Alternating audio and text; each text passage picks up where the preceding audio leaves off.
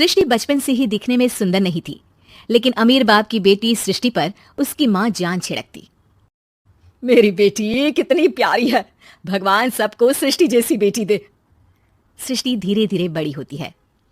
एक दिन सृष्टि की सहेली कहती है, तू दिखने में कितनी अजीब सी है, लेकिन मैं जानती हूँ हम सब में सबसे अच्छी शादी तो तेरी ही होगी। तेरे पापा अमीर जो है। और बता नहीं सकते यार, दहेज तो हर कोई देता है, ये क्या ज्यादा ले जाएगी अपने पति के लिए? अरे बड़े शहर में कोठी है इसके पापा की। अरे पापा की है ना, कौन सी इसकी है? इसकी होती तब तो कोई भी लड़का इससे शादी कर लेता। अरे पापा की मतलब पापा की है तो मेरी ही है ना? किसने कहा? अब तेरी तो तब होगी ना जब तेरा भाई ना हो। वैसे भी शादी के बाद सारी प्रॉपर्टी भाई के नाम होती है। सृष्टि समझ जाती है कि उसे किसी भी हालत में माँ बाप की सारी प्रॉपर्टी को अपने नाम करना है, लेकिन कैसे? एक दिन सृष्टि का भाई शीनू कहता है, बहन क्या कर रही है? तुझसे एक बात करनी है। अरे हाँ हाँ करना, मैं तो तेरी बहन हूँ। बहन मेरी लाइफ में ना एक लड़की है, बहुत अच्छी है। मैं सोच रहा हूँ माँ और पापा से बात करूँ शादी के लिए।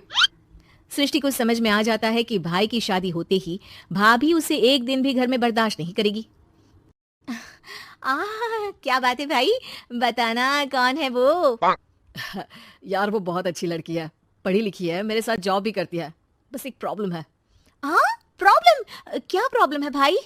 यार वो शादीशुदा है, लेकिन उसके पति ने उसे सिर्फ इसलिए छोड़ दिया क्योंकि उसके माँ बाप दहेज नहीं दे पाए।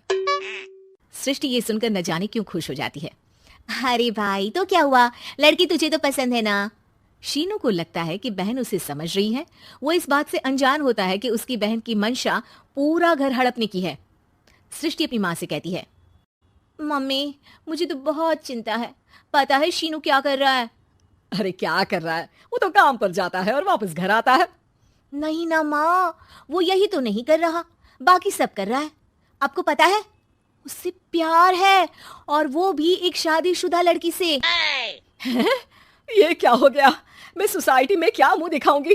अरे तेरे पापा तो यही कहेंगे कि मैंने ही उसे बिगाड़ दिया है। माँ देखो, मेरी बात मानो, पापा पर भी विश्वास करने की जरूरत नहीं है। अब आप ही बताओ, पापा इतनी देर घर के बाहर रहते हैं क्यों, बोलो? अरे बेटा वो तो नौकरी करते हैं ना। तू बहुत भोली है माँ, पापा का ऑफिस तो 7 बजे खत्म हो जाता है, लेकिन देखो कितनी देर से आते हैं। अरे नहीं नहीं बेटा, ऐसी कोई बात नहीं है। सृष्टि माँ को एक औरत से बात करते पिता की फोटो दिखाती है। देखो माँ कैसे हैं पापा, मैं ना कहती थी कि पापा सही नहीं है। मैं तेरे पापा से बात करूंगी, दे फोटो मुझे। ओ माँ वो तो डिलीट हो गई।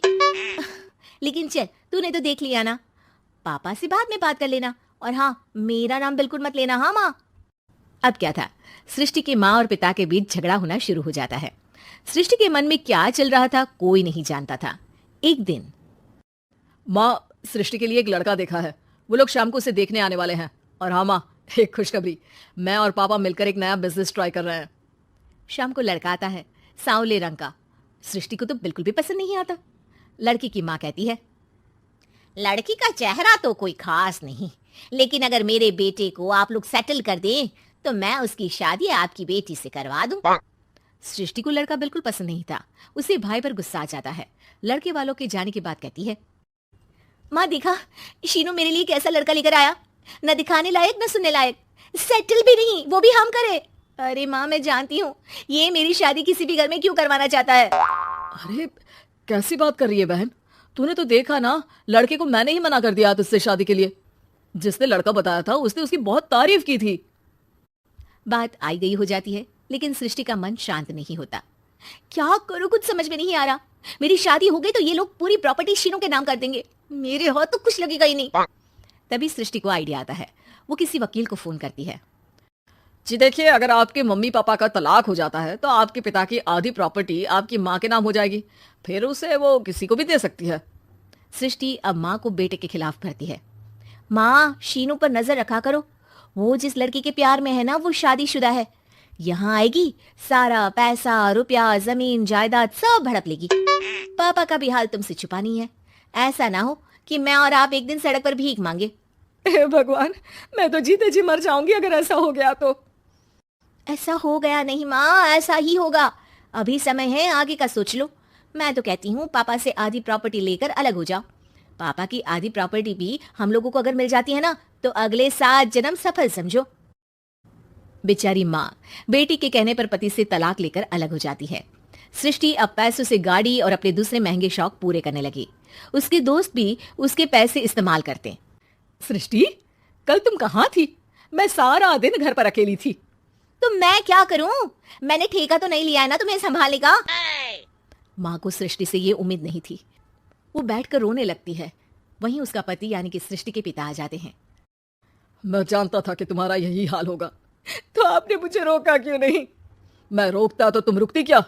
सृष्टि के कहने पर तुमने मुझ पर अपने बेटे पर शक किया, लेकिन तुम ये भूल गई कि कैसे हम दोनों ने मिलकर जीवन में इतना सब खड़ा किया। माँ पति के गले लग जाती है। मुझे माफ कर दीजिए, मैंने आपकी कमाई का एक बड़ा हिस्सा गवा दिया। कोई बात नहीं, तुम साथ हो तो मैं ऐसी 7 प्रॉपर्टी खड़ी कर दूंगा। तभी वहां सृष्टि आ जाती है रोते हुए। माँ, मयंक ने मुझे छोड़ दिया। वो बोल रहा था जब तक मेरे पास पैसे थे तब तक ही वो मेरे साथ था। पापा